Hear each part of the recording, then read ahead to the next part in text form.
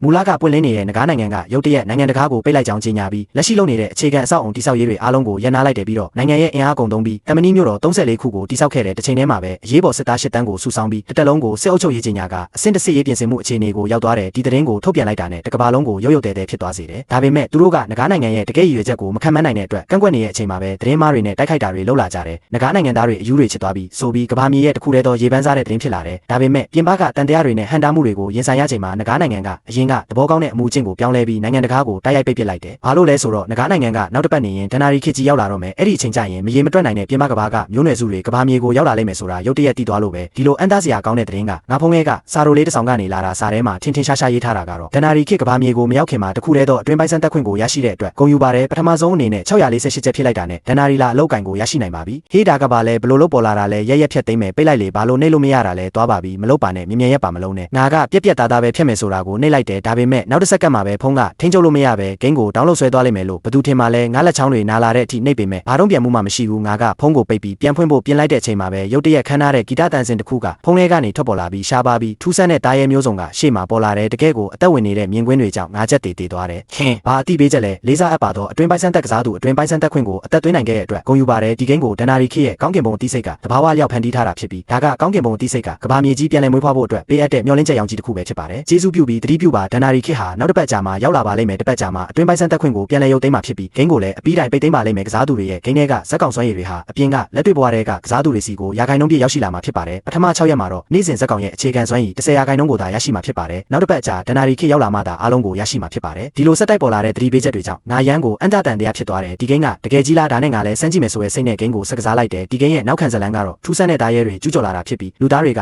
အလောက်ကင်တွေကိုနိုးကြလာစေခြင်းအပြင်အဲ့ဒီတားရဲတွေကိုတိုက်ခိုက်ရတာပဲအလောက်ကင်တွေကိုတိုက်ခိုက်ရေးနေထိုင်မှုဘဝနဲ့အထောက်အကူပြုဆိုပြီးသုံးမျိုးခွဲထားတဲ့အနေဆုံးကနေအမြင့်ဆုံးကိုရိုးရိုးအစစ်မြင့်ရှားပါဒဏ္ဍာရီလာနဲ့နောက်ဆုံးဒဏ္ဍာရီခေအလောက်ကင်ဆိုပြီးခွဲထားပြန်တဲ့တားပြင်တစ်ခုတည်းသောတီးတန့်ဖြစ်တဲ့ရှိုးဝက်အလောက်ကင်တွေလည်းရှိသေးတယ်ဂိမ်းကြောင်မိတ်ဆက်ကိုငါဖတ်ပြီးမှဂိမ်းဆက်ကောင်ကအလိုလျောက်တိဆောက်ပြီးသားဖြစ်နေတယ်ပြီးတော့ငါရဲ့ကိုပါရုပ်ရည်နဲ့နမီကိုဇက်ကောင်ဖြစ်အသုံးပြုထားတယ်ဒါကဂိမ်းရဲ့တကယ်စစ်အမှန်ဖြစ်နိုင်ခြေကိုပိုယုံကြည်သွားစေတယ်ဒါနဲ့ငါလည်းလမ်းညွှန်ချက်တိုင်းလိုက်လုပ်ပြီးအလောက်ကင်ဆက်တင်မဲနိုင်ဖို့ပြင်လိုက်တယ်ဒီခွင့်ရေးကိုအတွင်းပိုင်းစံတက်ကစားသူတွေပဲရနိုင်ပြီးအပြင်လက်တွေ့ဘဝကလူတွေကတော့နိုးကြရေးကြောက်တုံးကနေတဆင်ပဲနိုးကြနိုင်ကြတယ်ပြီးတော့အလောက်ကင်တစ်ခုကိုရွေးချယ်ပြီးသွားရင်အဲ့ဒီအလောက်ကင်ကကစားသူနဲ့တစ်သက်လုံးပါသွားမှာတတိပေးချက်ကိုဖတ်ပြီးမှတော့ငါတိတိတာတာကိုပို့ပြီးတတိထားလာတယ်အလောက်ကင်မဲနိုင်တာကပထမဆုံးအချိန်အခမဲ့ဖြစ်ပြီးအဲ့ဒီနောက်မှာတော့ဒဏ္ဍာရီတင်ကားဒါမှမဟုတ်ဂိမ်းလက်ဆောင်ထုတ်တွေလိုအပ်တယ်ချက်ချင်းပဲငါခမဲ့မဲနိုင်တာကိုနှိပ်လိုက်တယ်ဘာပဲဖြစ်ဖြစ်ငါသာချိတ်ဆက်မလုပ်ဘူးဆိုရင်စက်တိုက်နိုင်နေလို့ရတာမလို့ဒါကငါ့ကိုအကန့်အသတ်မရှိရွေးချယ်ခွင့်ပေးထားတာပဲကစားသူအနေနဲ့ရိုးရိုးလောက်ကင်ဖြစ်တဲ့လက်သမားကိုမဲပေါက်တဲ့အတွက်ဂုဏ်ယူပါတယ်အသက်သွင်းပြီးရင်စိုက်ပျိုးရေးပိုင်းမှာအရန်မြင့်မားတဲ့ပါရမီကိုရရှိပါလိမ့်မယ်ဟုတကယ်ကိုမှကံကောင်းတဲ့ကံကြမ္မာမရှိပါလားဒီလိုမှတော့လေနည်းနည်းလောက်ပိုက်ဆံဖြစ်လိုက်ရတာပေါ့အဲ့ဒီမှာတင်ငွေဖြည့်တဲ့ဆိုင်ကိုငါဝင်ကြည့်လိုက်တယ်အလောက်ကင်မဲနိုင်တဲ့လက်ဆောင်ထုတ်10ခုကျော်ရှိပြီးတွက်ကြည့်လိုက်တော့ဒီလက်ဆောင်ထုတ်တွေအကုန်ပေါင်းလိုက်ရင်မဲနိုင်ခွင့်အကြိမ်900လောက်ရနိုင်တယ်အဲ့ဒီထဲကအစင်းမြင့်လက်ဆောင်ထုတ်တွေမှာအစင်းတက်စေမဲ့အတွေ့အကြုံစေလုံးတွေလည်းပါသေးတယ်နည်းနည်းပဲဖြစ်မယ်ဆိုတဲ့မူကိုကင်ဆွဲပြီးငါအရင်ဆုံးအနေဆုံးလက်ဆောင်ထုတ်အနေငယ်ကိုဝယ်လိုက်တယ်စုစုပေါင်းမဲနိုင်ခွင့်အကြိမ်90တောင်ရတယ်ဒါပေမဲ့3မိနစ်ကြာမှတော့ကန်ဆိုးတယ်ဆိုတာဘာလဲငါတကယ်တည်သွားတယ်အကြိမ်90လုံးမှာရှားပါလောက်ကင်နှစ်ခုပဲပေါက်တယ်အဲ့ဒါတောင်အထောက်ကူပြုအလောက်ကင်တွေကြီးပဲငါသွားကြိတ်ပြီး128ချက်တန်လက်ဆောင်ထုတ်3ထုတ်ကိုထပ်ဝယ်လိုက်တယ်ပြီးတော့အင်တာထဲပြေးပြီးလက်သွားဆေးပြီးမှမဲစနိုက်တယ်ဒီတစ်ခါကအ